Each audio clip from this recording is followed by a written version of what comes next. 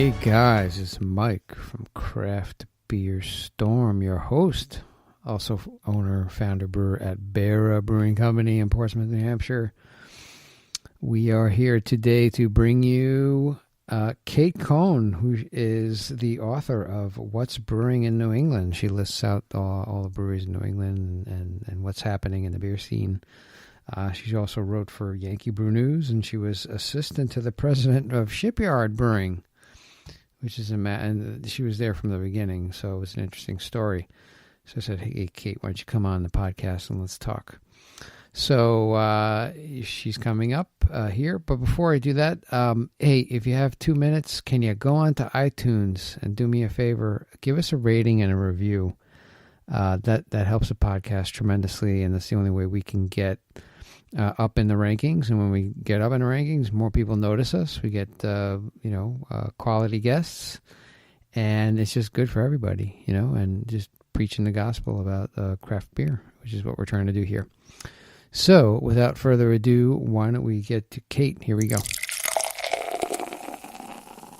Hi, we got Kate Kone of Kate Kone Communications. She's in Waterville, Maine. She's an author of What's Brewing in New England. Also a blogger. She writes articles for Yankee Brew News. She did it in the past. So how are you doing, Kate? I'm good, Michael. Thank you. Good morning. Hey. The sun is out. All is well. The sun is out. It's a little cloudy down here in Portsmouth. The sun. Where are you up? You're up in Waterville. Are you near Portland? Waterville. We are about 70 miles north of Portland, right on the Pike. Yeah. Yeah. Sure, like Bangor, or? We're between, so we're another hour south of Bangor. So what I say about Waterville is 80 miles from everywhere. So, we try to get out and about. Centrally located, okay. Yeah. But, thanks for taking the time out to be on the podcast. But let's start with your story, like how you got started, where are you now, what are you into? Maybe you can elaborate on that. I was working for a law firm in Brunswick, Maine in the early 90s. I have a law degree. And they represented Shipyard Brewing, the brand new Shipyard Brewing company, Fred Forsley. And they came to me and said, Shipyard's opening a place in Portland and Fred needs an assistant. What do you think? Do you want the job? And I said, sure.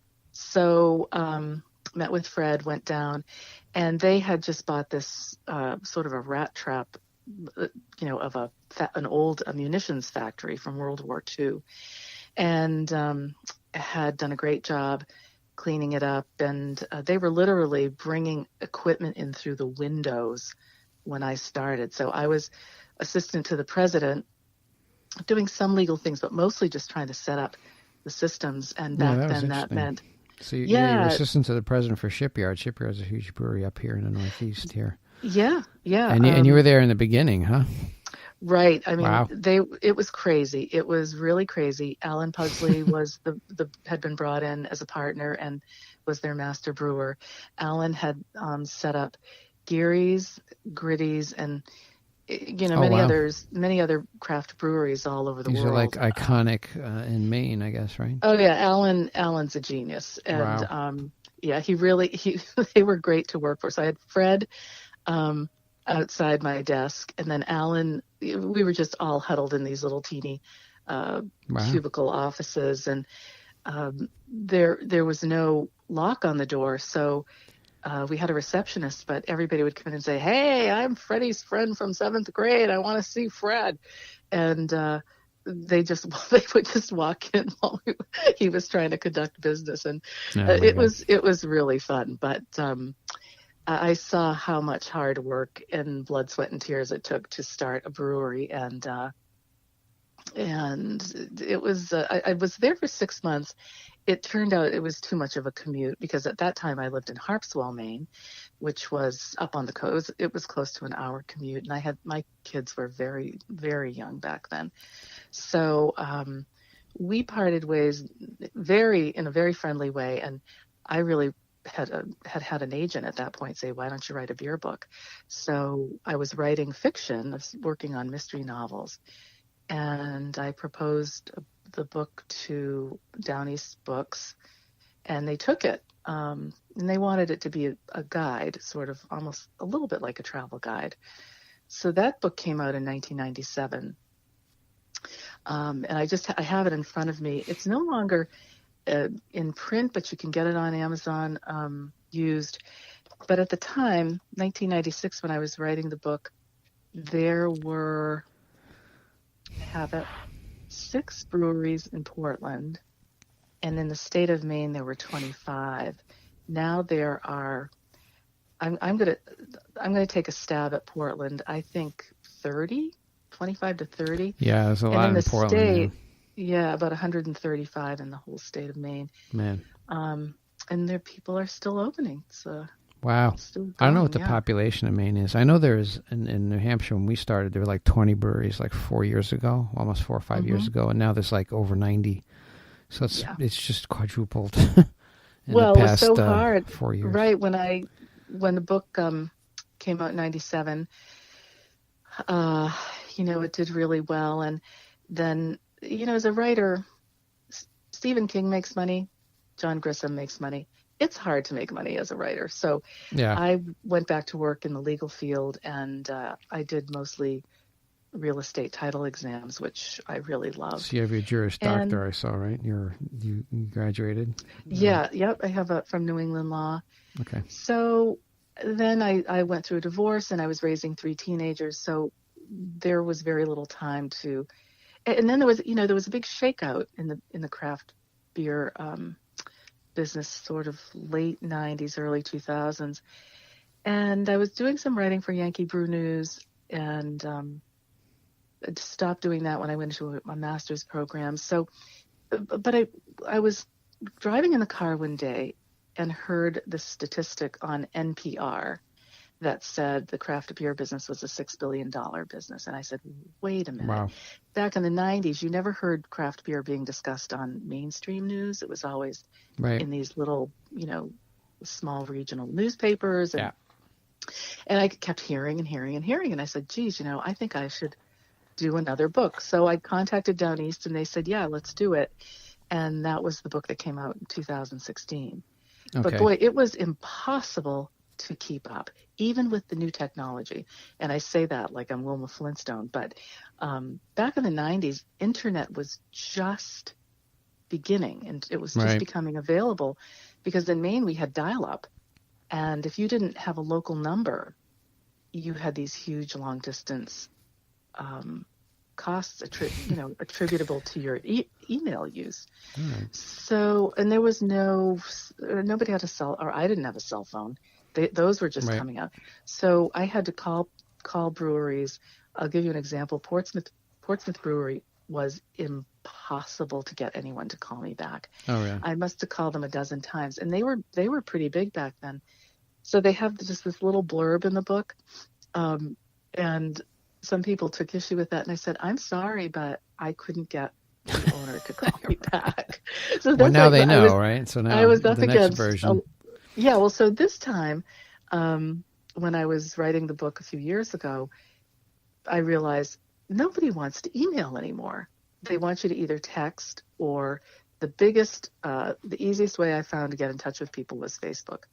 So it was interesting how the technology changed, and everybody's they're saying email is, I don't know, it's easier to just do Instagram messaging or Facebook messaging or something like that, which I don't like. I like emails because then it comes to an inbox, I see it, we can communicate back and forth. Like sometimes you got to put these notifications on. I was supposed to talk to somebody in England or Ireland, and we had it all set for, it was Sunday, 6 a.m. my time. And I got up, I was ready, 6 a.m. And then, I tried to call her, and then she's like, oh, I guess you didn't get my message. I couldn't do it today. I'm like, oh, man. She sent me a message on Instagram. I'm like, oh, my God. And I have the notifications on. So I prefer email, but I don't know. People saying email's going out of style, but I don't know. Yeah. That's why I try to funnel people towards email. That way I have a record of stuff, and then I have there's a history, and I don't want notifications buzzing me on my phone every 5 minutes. It's like silly. There's enough stuff to worry about, and then I turn notifications on, and then my phone continues to buzz, and it's ridiculous. Ridiculous. I hear you. Ridiculous. I'm trying to get. What I do is I just don't turn my phone on until I'm ready to deal with it. So now you know we're a New England brewery, right? You know I have a brewery. Pardon me? I have a brewery, right? I do know that. Now we're not in the What's Brewing New England, are we? You're not? I don't think so. Are we? Let's see. I haven't looked at it. If we're not, we got to be in the next version. I'm MN. Let me see. I'm thumbing through my book. It's Beara, Beara. We can look at it. It's fine. It's fine. Don't worry about it. If it's not in there, we got to be in the next version. Oh, my God. But anyway. Oh, no.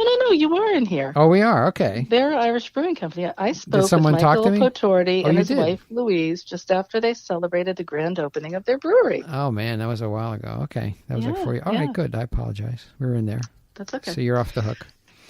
So listen. Okay. So you had a lot of instruments. And what do you see? Like, what are the challenges you see, like craft beer business, when you talk to brewers, like what kind of challenges are they going through? Boy, I'm seeing a lot of successes. But I would have to say, with so many fish in the pond, I imagine they've got to really, keep themselves in front of people. So they've got, for instance, I was just reading about Lone Pine Brewing.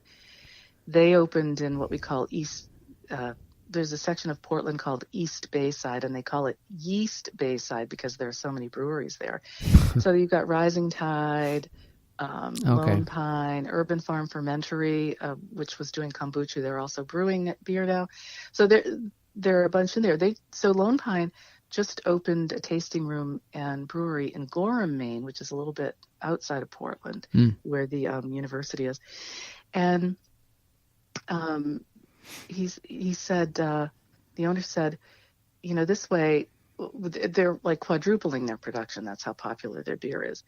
But he said, in Portland on Anderson Street, where Yeast Bayside is, often they'll come to our place it'll be the fifth stop on a whole day they're doing Portland. Whereas if they come out here, they're coming to see us.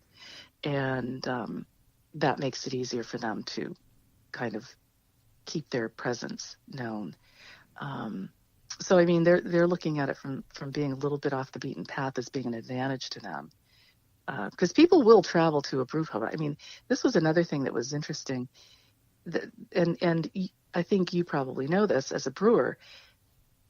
People want to come meet the brewer, taste the beer. They want it to be local. They're very proud that they have a brewery in their neighborhood or their hometown or whatever. So that's a little bit different from buying a 6-pack and taking it home, which people still do too. They'll buy a growler and go home with it, but they really want to go see, and it's a real social scene.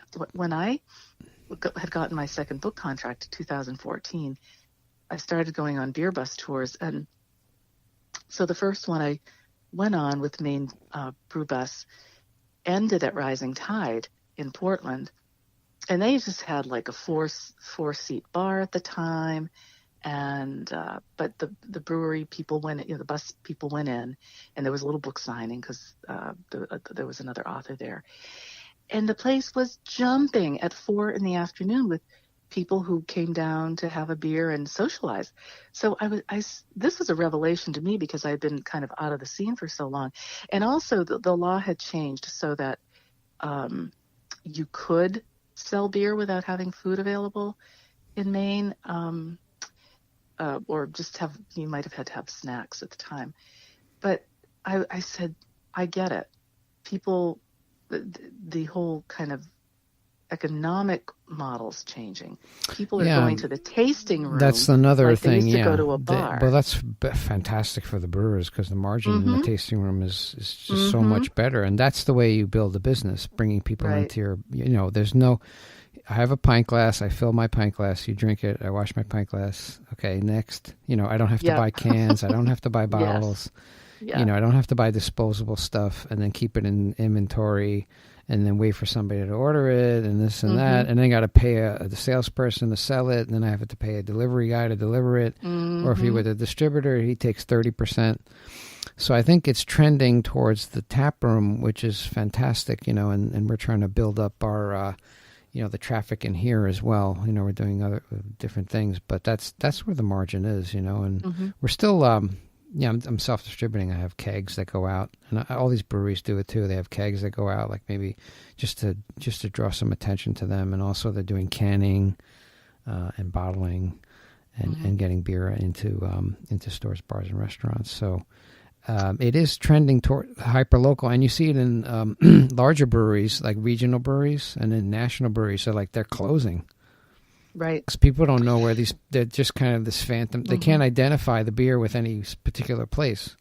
Although the beer is delicious, Yeah, I was, I can't remember the name of the brewery, but they closed a year or so ago in Rhode Island, I believe. And they had been pretty well known, but the guy said, if I'm remembering correctly, they had the wrong model.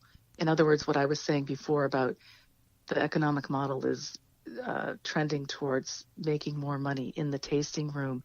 They had the model of distributing. So that doesn't work anymore, depending on how well funded you are.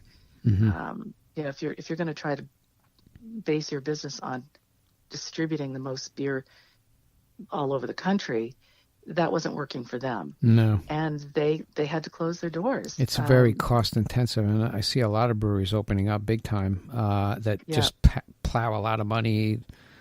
We talked a little bit about a story we're going to do. We're going to do Craft Brew News. We will talk about it when that happens. So they have very high hopes. They want to do like 100,000 barrels a year, and I'm like, my God, that's like out of control. But like we're trying to sell our location here. I'm trying to get to the next level, but trying to convince people that, hey, start small. We have a turnkey brewery. Brewery, you come in, we have a tap room, everything's set. You start small, build your brand, get it going, which is what we did. We have a brand, we have a name, and we're out there in stores, bars, restaurants, and somebody else can just take it over, Michael at BearIrishBrew.com or Michael at CraftBeerStorm.com, in case there's anybody out there that wants to start a brewery. Don't go to a bank or go to a bank and get a loan, but come here. You'll save like loads of money, because a lot of people do budgets as well, and they do budgets very, they think they're going to do everything for $200,000 or $300,000, and then they find out that they have to double that, easily for build out, regulations. What we have here is already done. Everybody's blessed it, and somebody just comes in and takes it over. But a lot of people are just going out. They're buying 30-barrel systems, and they have an idea. And we did a good, brew at home brew, and my friend Johnny said it's awesome beer. You should do it, and then That's they get people with money. Yeah. Everybody has a story like that. My wife bought me a home brew kit for Christmas. For Christmas. So I did somebody's wedding. No, that was a real thing. So, but it worked for some. Now, I just want to be clear about what you just said. Are you offering to contract brew for other people?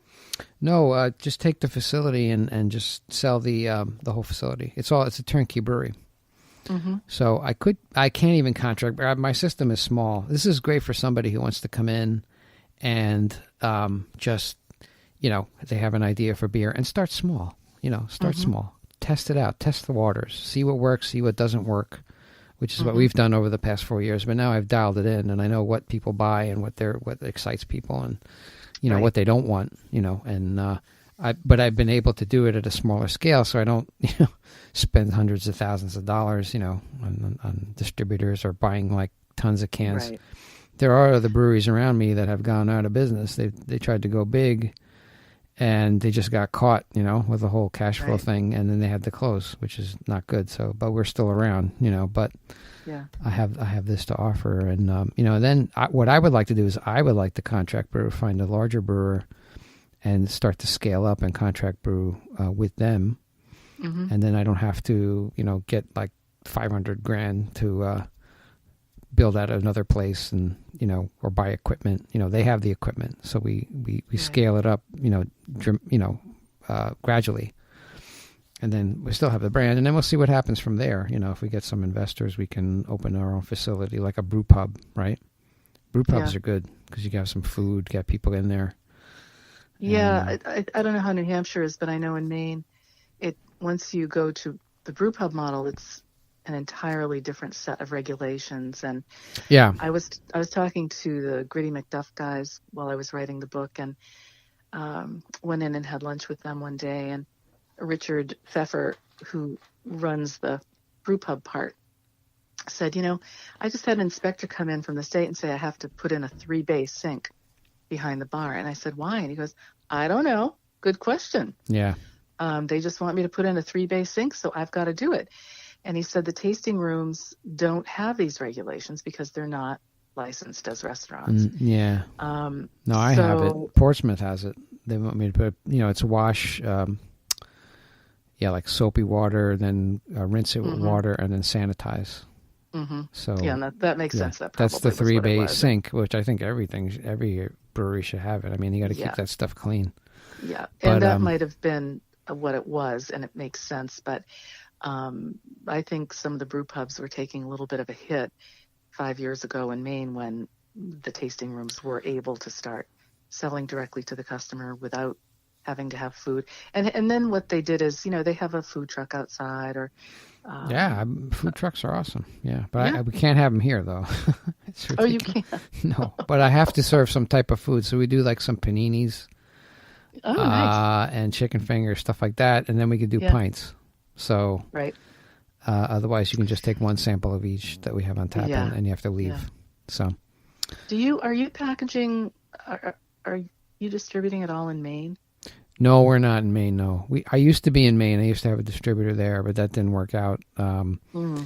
It's just we were too small, I guess. And I guess distributors are looking for larger breweries with volume. That way they can make some money, which is okay. But and I can't self-distribute in any other state, unfortunately. I have to. I'm only in New Hampshire. I mean, if I find a distributor in another state, I almost had it where we were in Massachusetts. I had a distributor and I had a contract brewer, and we were going to put it together. And I was going to actually open a place down in Massachusetts, but the whole thing fell apart. The investor backed out, so that whole thing. But it was awesome. It was just the way I structured it was so cool. You never know. We could do it again. But let me tell you, so what do you think? Do you think there's a craft beer bubble as we wind down here? Does it exist, and what do you think? I don't think so. I think I'm looking at Brewers Association website, Economic Impact. Their economist Bart Watson, who's a genius. The craft brewing industry contributed $76.2 billion to the U.S. economy in 2017. Wow! And that means there were 500,000 jobs. So, and in Maine, the economic impact is $260 million to the Maine economy in 2017. 9 million tourists visited a brewery. That was 1 in 5 tourists visited a brewery. And, so with that kind of an impact, if breweries are well funded and the people kind of know what they're doing and roll with the punches, I think they're here to stay. People love, there's this whole locavore movement, the whole slow food movement that started in Italy, and this is also creating an increase in our main grains. Allagash has pledged to use 1 million pounds of Maine-grown grains in their beer by 2021. That's awesome. And they're already up to 800,000 pounds. We just had Jason Perkins. Actually, I interviewed him. We're going to post it next week. But the brewmaster for Allagash. Yep, he's great. Interviewed him. Yeah, he's a great guy. Really good guy. Really awesome beer. They know what they're doing. I always say, if you're going to go out and make a sour beer or, screw around with,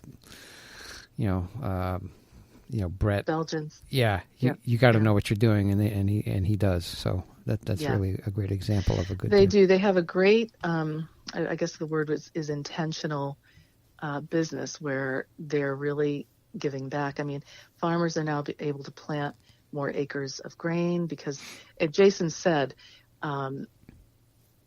they didn't say they were going to use a certain percentage of Maine grains. Mm-hmm. They wanted to give the farmers a number so that the farmers would know how much to plant and how much Right. they could plant. We were talking about about that. Well, they have to rotate it because they rotate it in with potatoes, I think, because there's different nutrients that come out, and then there's barley. But there's this huge amount of land in Maine. He was saying that can be used for barley, and I'm like, wow, really? That makes sense. Yeah. So.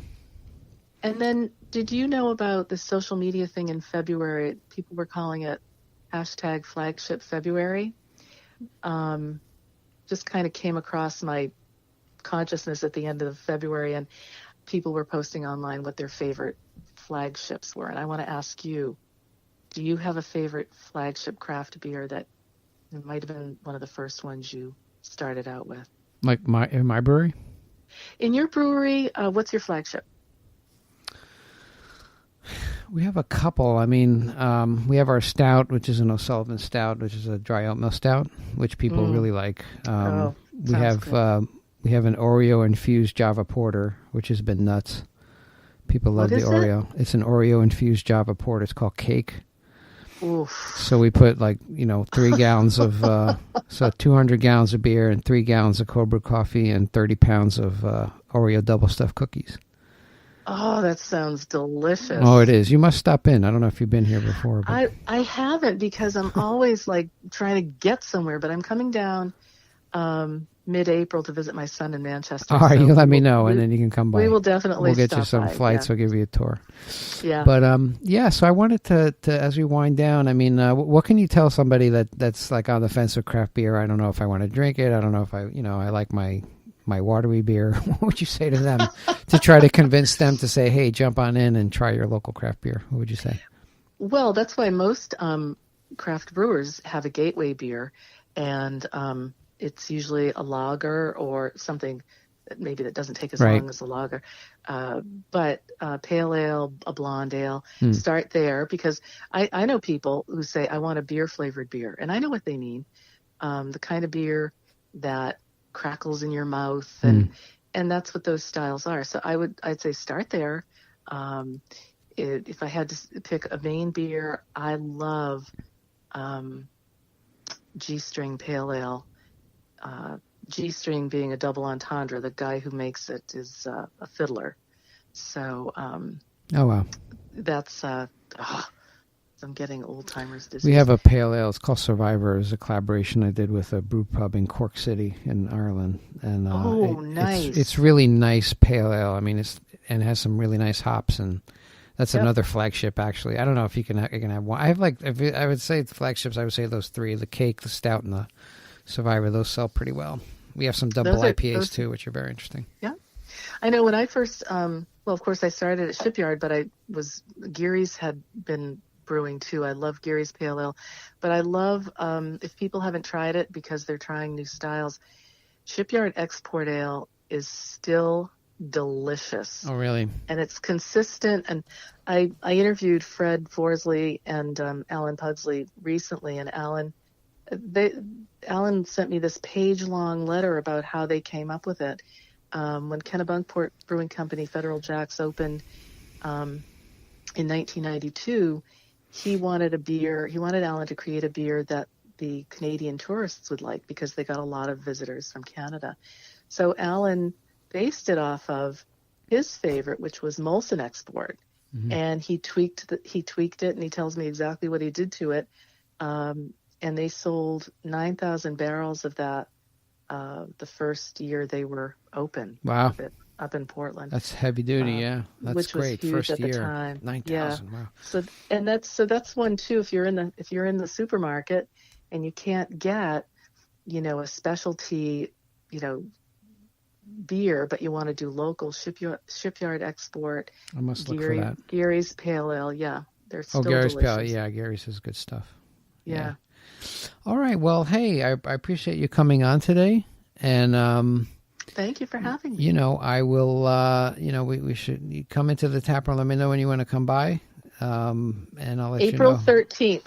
I'll be there. April 13th. All right. If you're going to be around, let me know. Yeah, I don't know about that weekend, but shoot me an email beforehand, and we'll figure it out. We'll make it happen. Okay, Michael. All right. Thank you so all right. much. Well, thanks for being on the call. Okay. Take care. Okay. Bye-bye. Okay. Bye. Yep, that was Kate Kone.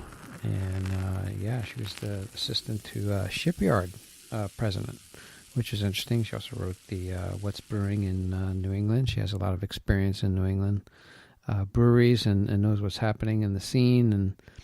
And Portland has some great breweries, and the state of Maine has some good beer coming out of it. So if you haven't tried any, get out there and get some Maine beer. It's good stuff. So that's what we have for today. If you like what we're doing, you like our podcast, please go on to iTunes. Give us a rating, give us a review. It takes 2 seconds. It helps us tremendously. We don't charge you for anything here. We bring you good guests, and we bring you great information. I do these podcasts 3 times a week. We do Monday, today, we do a mover shaker in the craft beer world, brewers, owners. And on Wednesday, we do beer styles. So we go down the Great American Beer Festival list, and we pick one style per week, and we just expand on it. Look at the grains that they use, the color, what kind of glass to serve it in, right? And then examples of the style, just to show you that there's just so many different types of beer out there, styles of beer. It's like 102 in the GABF list, Great American Beer Festival categories, and then there's subcategories in each one. So a lot of beer out there, a lot of different types of beer, which is what we're trying to educate you on. And then Friday we do craft brew news, the brew news of the week. It's like a soap opera, kind of crazy stuff happening, man. I keep listening and reading these articles. I'm like, wow. So it's great, great entertainment. Great entertainment. So, tune in on Friday to that. But please give us a rating, review on iTunes. Tell a friend, tell 10 friends. And let's get this thing moving. Let's get this storm going. Okay, guys. Love you. And we will talk to you on Wednesday. Take care.